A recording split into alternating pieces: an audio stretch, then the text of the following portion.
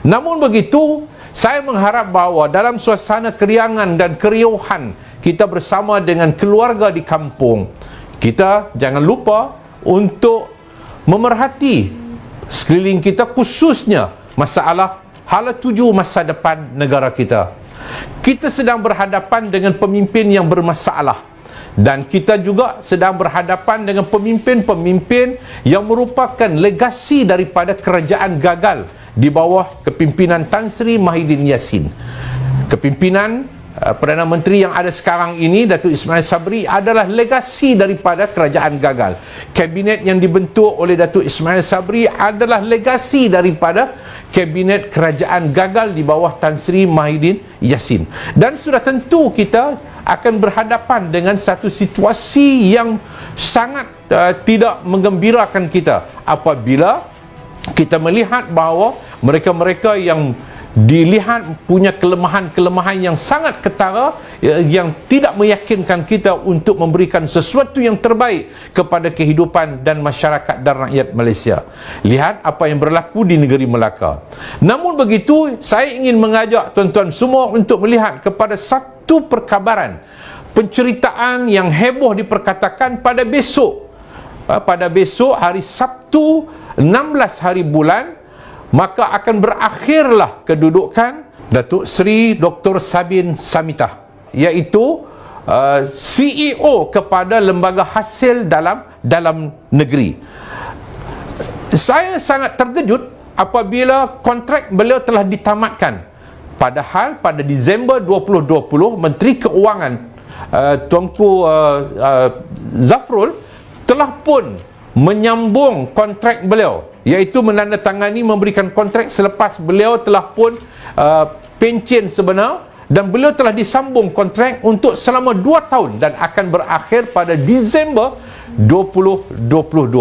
Tetapi seperti mana yang telah pun dimaklumkan oleh CEO, yang audio visual dia sedang disebarkan merata-rata, beliau memaklumkan kepada semua pegawai-pegawai kanan beliau bahawa kontrak beliau akan ditamat dalam tempoh yang terdekat, dan hari Sabtu nanti Lembaga Hasil Dalam Negeri, iaitu Bord Lembaga Pengarah Lembaga Hasil Dalam Negeri, akan membuat pengumuman tertentu berkaitan dengan CEO, kedudukan CEO kepada Lembaga Hasil Dalam Negeri.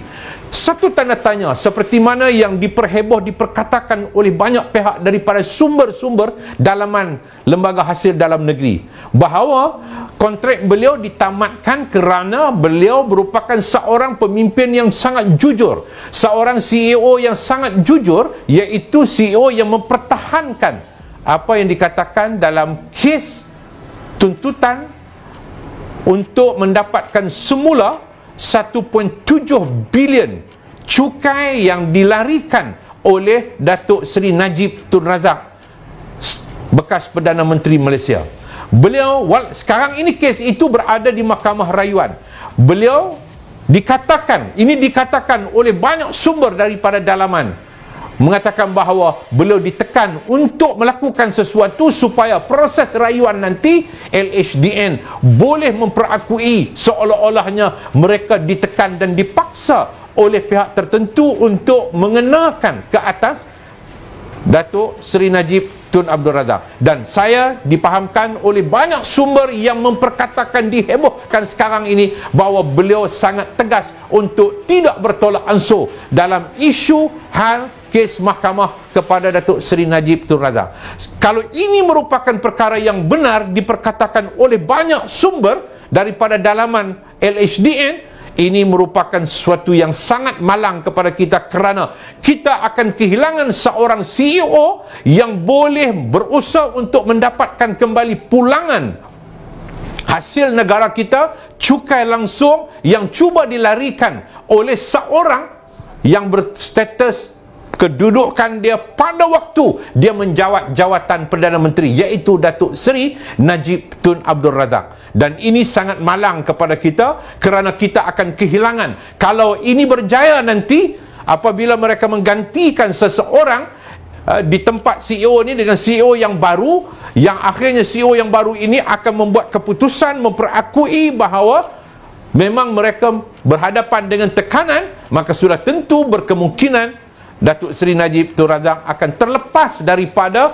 membayar 1.7 bilion kepada lembaga hasil dalam negeri, dan negara akan hilang satu sumber hasil yang sangat besar yang boleh dimanfaatkan untuk pembangunan dan kebajikan kepada masyarakat dan rakyat dalam negara kita ini.